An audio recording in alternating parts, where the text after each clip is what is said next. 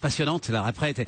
Et vous me le disiez, le problème quand moi je suis patron de la Fnac, c'est que chacun me raconte son expérience client. Et en même temps, c'est génial. Et c'est la richesse de l'entreprise. Bah oui, c'est la richesse de l'entreprise. Boum, on rentre à la Fnac parce qu'on sait que Alexandre Bompard va venir et on tombe devant une cafetière. C'est les cafetières qui vont sauver la Fnac, Alexandre Bompard? Alors, elle est là, mais vraiment, il faut ceux qui sont pas rentrés à la Fnac, la cafetière, elle est là, à côté du dernier Samsung que vous vendez et à côté des derniers bouquins que vous êtes en train de vendre. On a des marchés qui se rétractent pour un certain nombre d'entre eux de manière structurelle. On parlait du disque. Qu'est-ce qu'on fait?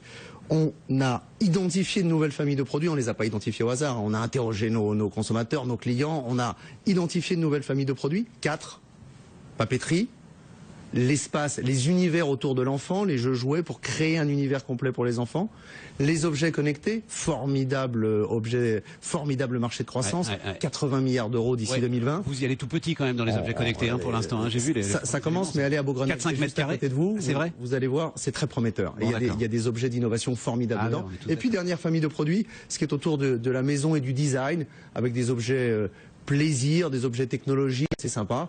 Ce sont des petits espaces, hein, mais ces 4 familles de produits-là, elles vont nous permettre, ce sont des familles de compléments, hein, mais elles vont nous permettre de compenser, et c'est déjà le cas, plus que le cas même, la décroissance structurelle des marchés de l'audio et de la vidéo, par exemple. Oui, mais c'est pas le risque de nous perdre, nous, parce que alors, qu'est-ce qu'il y a derrière la Fnac, le fameux ADN de la marque, hein, dont parle l'ensemble des patrons du monde, et ils ont bien raison. Ils ont bien raison. Est-ce qu'on va pas être perdu? Qu'est-ce que c'est l'ADN quand je me retrouve avec l'équipement de la maison? Qu'est-ce que c'est l'ADN de la Fnac? C'est d'être toujours le reflet de son époque. Au fond, dans l'histoire de la Fnac, le mix produit a toujours évolué. On a l'impression qu'il est fixe. Il n'est pas fixe. Depuis 60 ans, il y a eu plein d'évolutions. Aujourd'hui, ce qu'on se dit, c'est il faut introduire des nouvelles familles de produits, de compléments, traités comme le fait la Fnac, dans une réalité qui est la réalité omnicanale. C'est quoi omnicanal? Ça veut dire que vous, Stéphane Soumier, il faut qu'à tout moment, vous puissiez avoir accès à toute l'offre Fnac, partout, tout le temps, et pouvoir acheter tout ce que nous avons, à la fois dans les magasins et dans les entrepôts, et que ce soit fluide pour vous en termes d'expérience d'achat.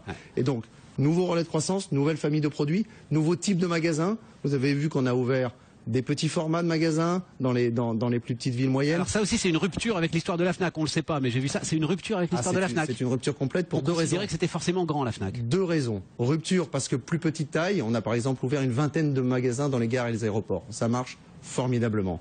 Rupture aussi parce qu'on a changé le mode d'exploitation. On le fait en franchise. Et oui, c'est ça. Et la franchise, ça a 2 avantages pour nous. Moins d'investissement direct, s'appuyer sur la compétence d'acteurs locaux.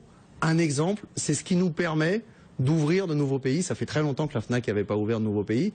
On l'a fait au Maroc, il y a 1 an et demi. On vient de l'annoncer au Qatar. La franchise, c'est aussi un relais de croissance qui nous permet d'ouvrir des nouveaux formats de magasins et dans des nouvelles zones géographiques. Et en France, vous trouvez des franchisés qui veulent bien investir aujourd'hui sur le nom de la Fnac? En France, c'est vrai. En France, on trouve beaucoup de franchisés. On dort devant le paillasson d'Alexandre Bompard pour avoir le droit d'être franchisé et d'aller investir sur le nom de la Fnac. On a la chance parce que la marque est formidable, parce qu'on a bâti ensemble un beau modèle, parce qu'on investit collectivement, d'avoir plein de franchisés, que ce soit d'anciens libraires qui se disent ma librairie elle est en difficulté, il faut que je fasse évoluer mon mix produit, et la Fnac me fait une proposition de valeur, ou des grands distributeurs qui se disent j'ai 800 ou j'ai 1000 mètres carrés, je vais développer une Fnac. Et donc la franchise, c'est un modèle formidable pour nous parce que ça nous permet, et je suis moi totalement convaincu de ça, de développer de la proximité. Il faut qu'il y ait des Fnac près de chez vous. C'est fini le temps où vous étiez capable de faire 40-45 minutes de voiture pour trouver une Fnac.